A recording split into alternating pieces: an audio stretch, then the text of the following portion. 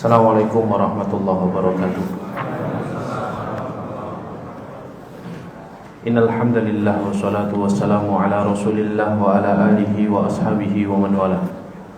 Asyhadu an la ilaha illallah wahdahu la syarika lah. Asyhadu anna Muhammadan abduhu wa rasuluhu la nabiyya wa la rasulahu ba'da. Allahumma la sahla illa ma ja'altahu sahla wa anta in syi'ta taj'alul hazana sahla. Rabbi shrah li sadri wa yassir li amri wahlul 'uqdatam min lisani yafqahu qawli. Allahumma la taj'al musibatana fi dinina wa la taj'al ad-dunya akbar hammina wa la mablagha ilmina. Allahumma 'allimna ma yanfa'una wanfa'na bima 'allamtana wa zidna ilma wa jannibna ma yadurruna fi dinina wa dunyana ya arhamar rahimin. Ya hayyu ya qayyum bi rahmatika nastaghith. Aslih lana syu'unana kullaha wa la takilna ila anfusina tarfata 'ainin. Ya hayyu ya qayyum bi rahmatika nastaghith. Aslih lana syu'unana kullaha wa la takilna ila anfusina tarfata 'ainin. Amma ba'du, ma'asyiral muslimin wal muslimat, al hadirin wal hadirat, Bapak Ibu, saudara-saudari, sholihin sholihat yang dimuliakan Allah Ta'ala. Mari kita lanjutkan pembahasan kitab Riyadhus Shalihin kita sampai pada bab 10 di pembahasan bersegera dalam melakukan kebaikan. Terakhir kita membahas tentang hadis Anas bin Malik tentang seorang sahabat bernama Abu Dujana radhiyallahu anhu. Kita masuk pada hadis berikutnya, hadis dari Zubair bin Adi, seorang tabi'in mulia, berkata, ataina Anas bin Malik radhiyallahu anhu fashaqauna ilaihi ma nalqa minal hajjaj. Kami mendatangi sahabat Anas bin Malik radhiyallahu anhu. Jadi para tabi'in datang kepada sahabat Anas bin Malik, karena sahabat Anas bin Malik ini sahabat yang termasuk sahabat yang akhir-akhir wafatnya. Beliau wafat tahun 93 Hijriah, sehingga banyak bertemu dengan para tabi'in mulia. Kami datang kepada Anas bin Malik radhiyallahu anhu, fasyaqauna ilaihi, kemudian kami mengadukan kepadanya manal qaminal hajjaj, mengadukan kepada Anas bin Malik tentang nasib kami, ya, nasib buruk kami yang kami dapatkan dari Al-Hajjaj, ya. Al-Hajjaj ini seorang gubernur di daerah Irak, ya, yang mana Al-Hajjaj ini walaupun dia seorang yang alim, seorang yang faqih, tapi dia terkenal zalim. Kezalimannya ini luar biasa. Kezaliman Al-Hajjaj itu kalau ada orang salah sedikit langsung dipenggal kepalanya. Sampai korbannya Al-Hajjaj itu terhitung dalam kitabnya Ibnu Athir Al-Kamil. Beliau rahimahullah mengatakan jumlah orang yang dibunuh di zaman Al-Hajjaj itu 120.000 orang. Yang mati di penjara 80.000 orang. Jadi ada kesalahan sedikit, rakyatnya penggal kepala. Ya, sampai ada perkataan yang sangat terkenal diucapkan oleh Al-Hajjaj di depan ahlu Kufah, ya ahla Kufah, inni ra'aitu ru'usan aina'at wa qad hana qitafuha. Wahai ahlu Kufah, sesungguhnya aku melihat kepala-kepala yang sudah matang, yang siap untuk dipetik. Kata Al-Hajjaj ini, ya. Aku melihat kepala-kepala yang sudah matang ini, yang siap untuk dipetik, artinya dipenggal kepalanya, ya. Jadi zalim sekali ini, ya. Sampai banyak ulama sahabat yang kemudian juga terzalimi maupun ulama tabi'in, ya.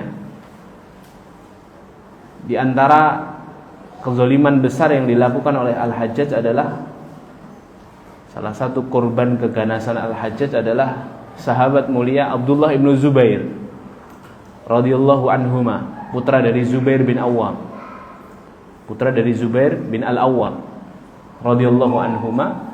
Ketika kemudian Al-Hajjaj menyerang Ka'bah, dia datang dengan pasukannya ke Mekah, kemudian menyerang Ka'bah dengan manjanik. Manjanik itu alat perang yang termasuk alat perang besar. Kalau sekarang manjanik itu bahasa modernnya ya meriam.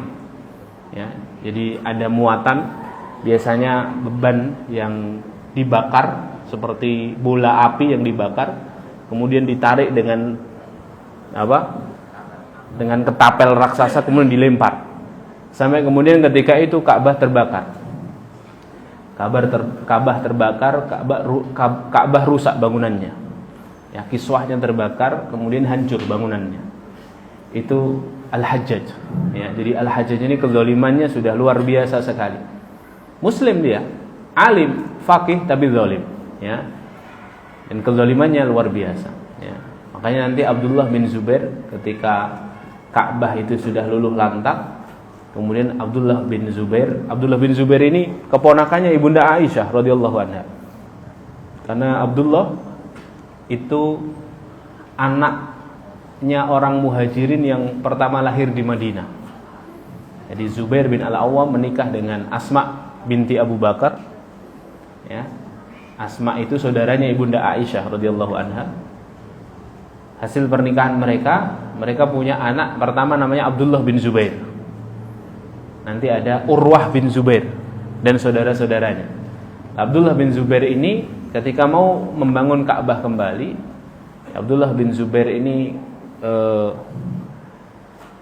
ingat bahwa bibinya pernah berkata bahwa Rasulullah SAW pernah bersabda, seandainya aku tidak memikirkan umatku yang baru saja masuk Islam, maka sungguh aku akan membangun Ka'bah sebagaimana pondasi bangunan Ka'bah yang dibangun oleh Nabi Ibrahim alaihi salatu wassalam. Jadi dulu Ka'bah itu bentuknya tidak kotak seperti sekarang ini. Bentuknya Ka'bah itu kotak, kemudian ada Hijr Ismail gitu kan, di sampingnya yang melengkung. Ya, itu dulu zaman Nabi Ibrahim dan Nabi Ismail, Ka'bah itu berbentuk kotak, kemudian sampingnya itu lonjong, utuh, bangunan utuh. Jadi kotak, kemudian lonjong begini, ya. Nah, kemudian di masa seorang pemuka Quraisy, ya, Qusay bin Kilab, terjadi banjir bandang, kemudian runtuh, kemudian tidak ada dana untuk menyempurnakan bangunan Ka'bah secara utuh, maka dibangunlah seperti yang sekarang itu, ya.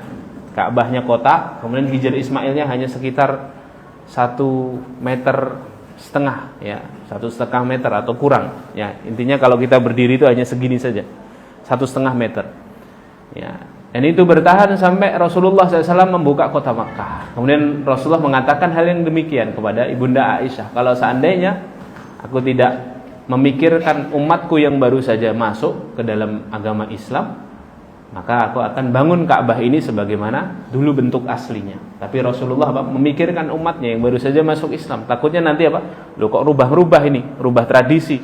Takutnya nanti umatnya berpaling. Maka dibiarkan seperti itu. Lah ketika Ka'bah itu di zaman Hajjaj tadi, ya, dihancurkan oleh Hajjaj, kemudian luluh lantak, dibangun oleh sahabat Abdullah bin Zubair sesuai dengan bangunan aslinya di zaman Nabi Ibrahim. Diutuhkan lagi, tapi kemudian saat diutuhkan itu, ya, bertahan setelah hancur, ya, makanya pintunya Ka'bah itu di zaman Abdullah bin Zubair itu ada dua, timur dan barat.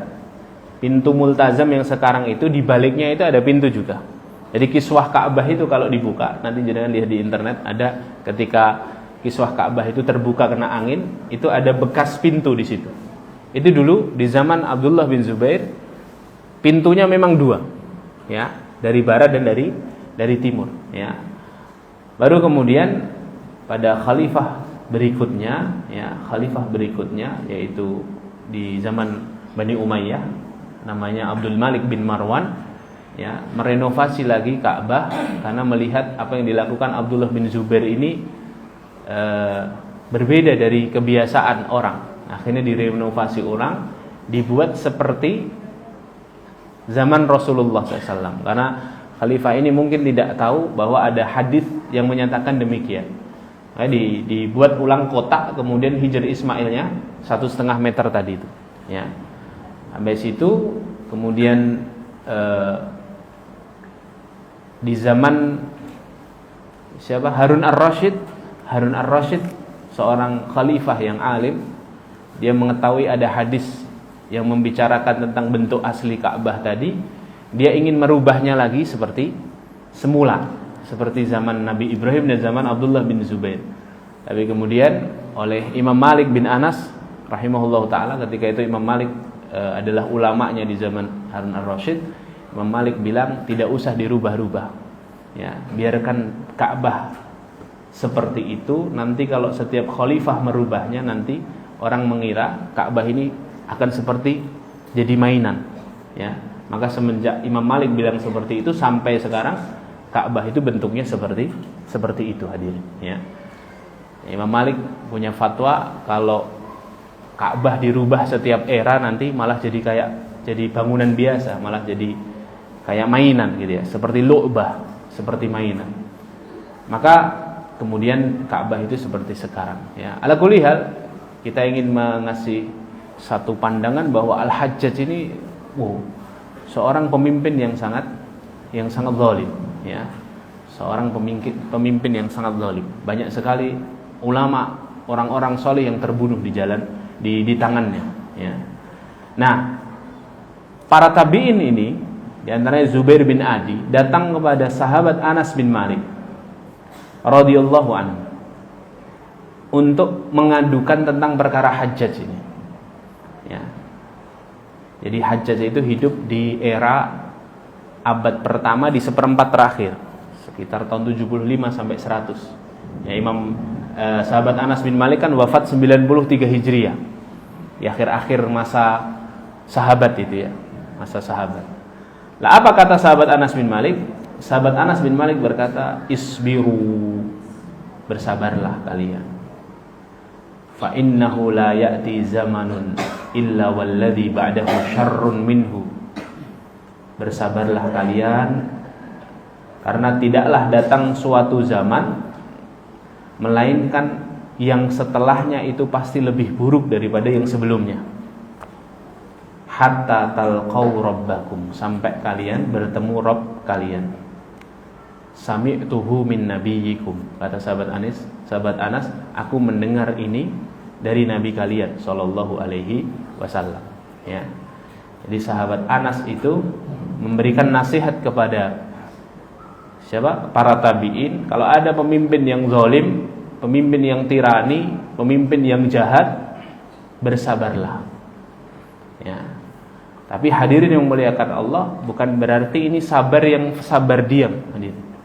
Sabar di sini tentu ada perintah yang lain dari Rasulullah bahwa ketika ada kemungkaran itu harus tetap tegak yang namanya amar ma'ruf nahi mungkar. Sabar yang diiringi amar ma'ruf nahi mungkar, ya. Ketika tangan tidak bisa bergerak, maka lisan yang harus berbicara. Ketika lisan tidak mampu berbicara, maka minimal ada hati yang berpihak, ya. Sabar di sini bukan berarti diam saja, hadirin. Ketika ada yang bisa kita lakukan, harus kita lakukan, ya. Jadi sabar yang diiringi dengan kegelisahan hati kita terhadap kemungkaran yang terjadi. Karena banyak orang yang salah artikan ini, ya. Ketika ada pemimpin yang zalim, ada penguasa yang tirani, kemudian sudah sabar saja, ya. Dia tidak lebih jahat daripada Al-Hajjaj, ya. Dia belum sampai bunuhin orang-orang. Benar, ya, benar. Kita tetap harus bersabar dengan kezaliman yang terjadi, tapi kita tetap harus berpihak kepada kebenaran, ya. Tetap harus berpihak kepada kebenaran. Lah, hadirin yang dimuliakan Allah Ta'ala, ya. Apa maksud hadis yang disampaikan oleh sahabat Anas, atau asar yang disampaikan sahabat Anas, yang kata sahabat Anas bin Malik radhiyallahu anhu, ini didengar dari Nabi sallallahu alaihi wasallam, ya. Apa maksudnya? Zaman setelahnya akan lebih buruk daripada zaman sebelumnya, ya. La ya'ti zamanun illa walladhi ba'dahu syarrun minhu. Tidak akan datang suatu zaman melainkan masa sesudahnya lebih buruk daripada sebelumnya, ya. Para ulama mengartikan perkataan ini dengan beberapa pendapat. Pendapat yang pertama, para ulama mengatakan ini secara umum. Ini perkataan sahabat Anas yang disandarkan kepada Rasulullah ini, ya, pernyataan, ya, tidak mesti seperti itu. Ya, itu perkataan yang pada umumnya saja, secara umum, gitu ya. Umumnya zaman setelahnya itu tidak lebih baik daripada zaman sebelum kita. Zaman kita hari ini itu tidak lebih baik daripada zaman sebelumnya. Tapi tidak kemudian digeneralisir semuanya begitu. Tidak dipukul rata. Karena nyata-nyatanya setelah Hajjaj bin Yusuf muncul seorang khalifah yang adil dan makmur, kan? Siapa? Ya, Umar bin Abdul Aziz. Ya, itu makmur sekali. Ya, walaupun dia hanya memimpin sekitar kiranya tidak sampai 2 tahun, hadirin, tapi Umar bin Abdul Aziz ini makmur sekali negerinya, ya, sampai tidak ada serigala yang memakan rusa, ya, sampai ada seorang petani ladang yang mendapati kabar dari karyawannya bahwa ada rusa yang mati karena dimakan oleh serigala, langsung dia menangis, ya, menangisnya karena apa? Berarti ada terjadi sesuatu pada Khalifah Umar bin Abdul Aziz. Karena sudah ada kezaliman lagi. Saking makmurnya negeri itu. Ternyata dicek, ternyata Umar bin Abdul Aziz meninggal ketika itu.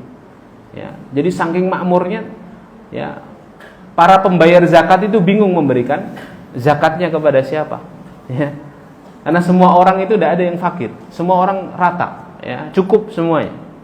Ya, Masya Allah.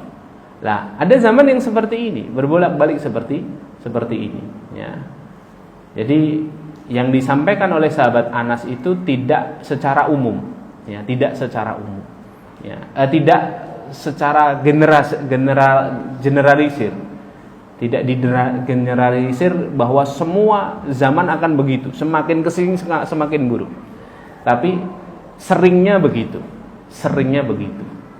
ya. Misalnya hari ini kita melihat carut marut dunia ini yang luar biasa, kemaksiatan merajalela.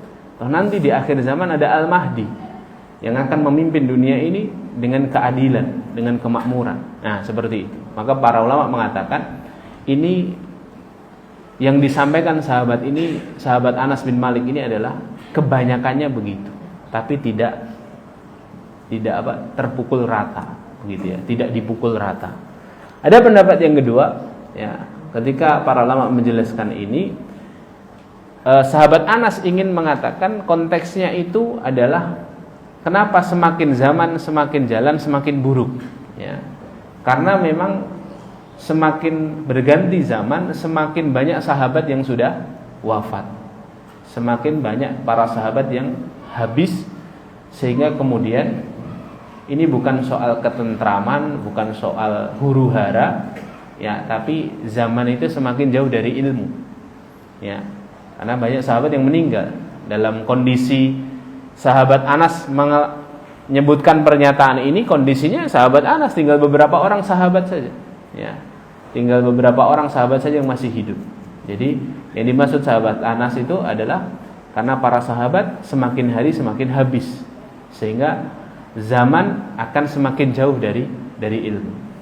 Ada pendapat lain yang disebutkan oleh Ibnu Hajar Al-Asqalani ketika Ibnu Hajar jelaskan hadis ini, ya, beliau mengatakan zaman itu semakin hari semakin buruk.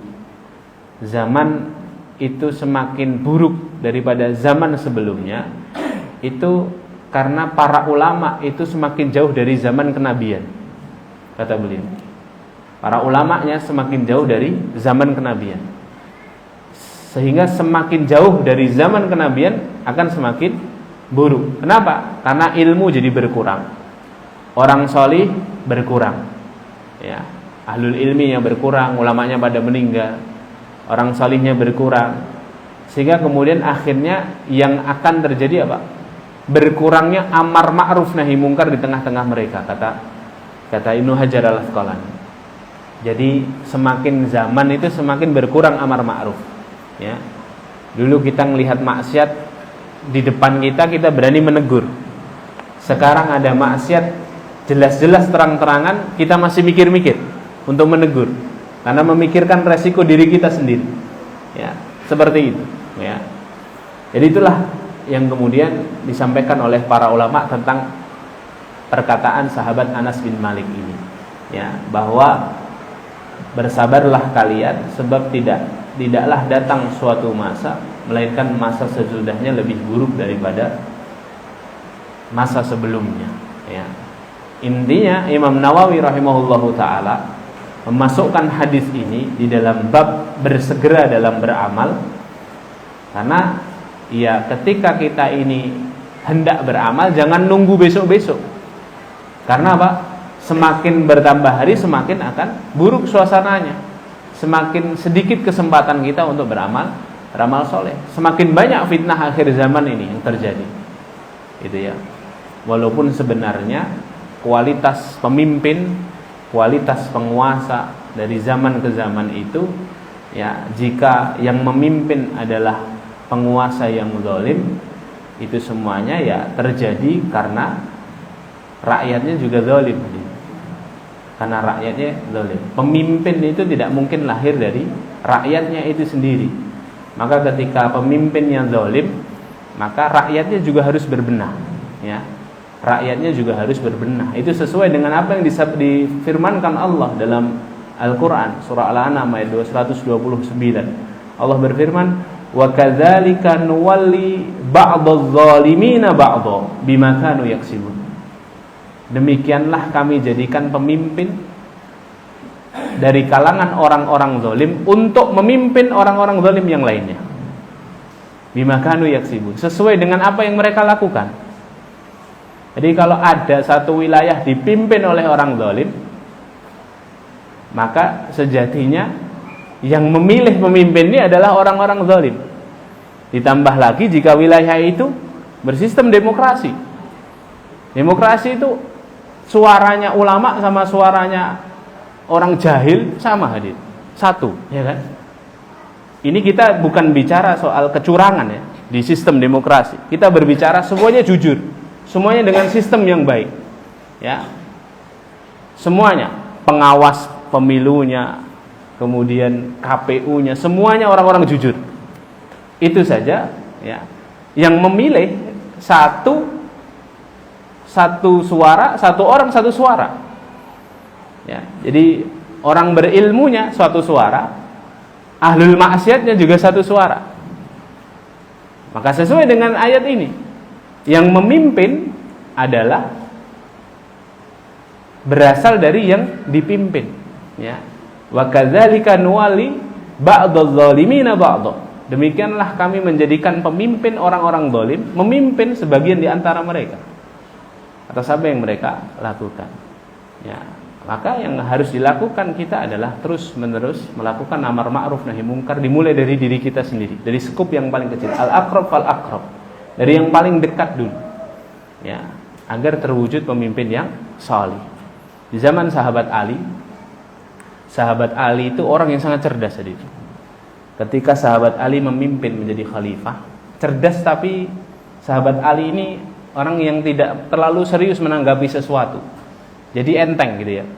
Malah sering guyon malahan. Ya. Cerdas, menanggapi orang jahil itu biasa saja. Ya. Di sahabat Ali itu dulu waktu di zamannya Nabi SAW difitnah sama orang munafik. Katanya ibunda Aisyah berzina, ya, dengan Sofwan bin Mu'attal itu, seorang sahabat mulia, difitnah sama Abdullah bin Ubay bin Salul, ya. Rasulullah 1 bulan mendiamkan istrinya, ya, hampir terkena fitnah hadisul ifk itu, ya, tuduhan zina kepada ibunda Aisyah itu. Ya, kemudian Rasulullah akhirnya minta beberapa pendapat dari para sahabat, dari yang anak kecil, anak muda, orang tua, ditanyain sama sahabat, sama Rasulullah. Ditanya kepada Usamah bin Zaid, Usamah, gimana pendapatmu tentang berita yang tersebar? Usamah ini juga anak yang cerdas, ya. Usamah bin Zaid, putranya Zaid bin Harithah, anak angkatnya Rasulullah SAW, sudah dianggap anak sendiri. Budaknya Rasul tapi sudah dianggap anak. Nah, ini anaknya Usamah bin Zaid. Usamah ketika itu menjawab dengan jawaban anak kecil, ya, anak yang masih polos. Jawabannya, ya Rasulullah, dulu siapa yang menikahkan engkau dengan Aisyah? Ya, yang menikahkan Allah. Kalau Allah yang menikahkan, maka Allah tidak mungkin salah pilih untukmu. Ya, tidak mungkin Ibunda Aisyah ya melakukan hal yang demikian. Jawabannya serius.